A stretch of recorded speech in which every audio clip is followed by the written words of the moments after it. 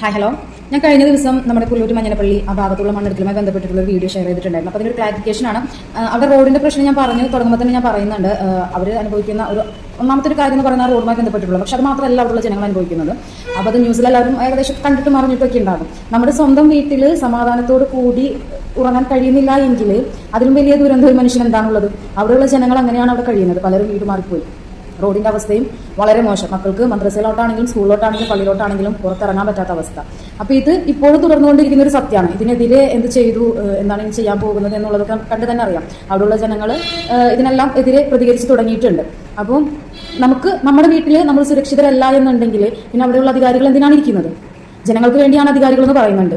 ആ ജനങ്ങളാണ് സ്വന്തം വീട്ടിൽ സ്വസ്ഥമായി ഉറങ്ങാൻ പോലും കഴിയാതെ അവിടെ നിൽക്കുന്നത്. പിന്നെ എന്തിനാണ് നോക്കുകുത്തികളെ പോലെ കുറേ അധികാരികൾ അവിടെ? അപ്പോൾ ഇതിനെതിരെയുള്ള ബാക്കി കാര്യങ്ങളെല്ലാം അവിടുത്തെ ജനങ്ങൾ നേരിട്ട് തന്നെ ഇറങ്ങി ചെയ്യുന്നുണ്ട്. വൈകാതെ തന്നെ നമുക്ക് എന്തെങ്കിലും കാണാം. അപ്പോൾ ഞാൻ ആദ്യത്തെ വീഡിയോയിൽ അതിനൊരു ക്ലാരിഫിക്കേഷൻ എന്നുള്ളത് പോലെ ഞാനൊരു സെക്കൻഡ് വീഡിയോ പറഞ്ഞതാണ്. അപ്പോൾ അതിന് അധികാരികൾ ജനങ്ങളോടൊപ്പം തന്നെ നിൽക്കും എന്നൊരു പ്രതീക്ഷയാണ് എല്ലാവർക്കും ഉള്ളത്. നമുക്ക് വൈകാതെ തന്നെ കാണാം.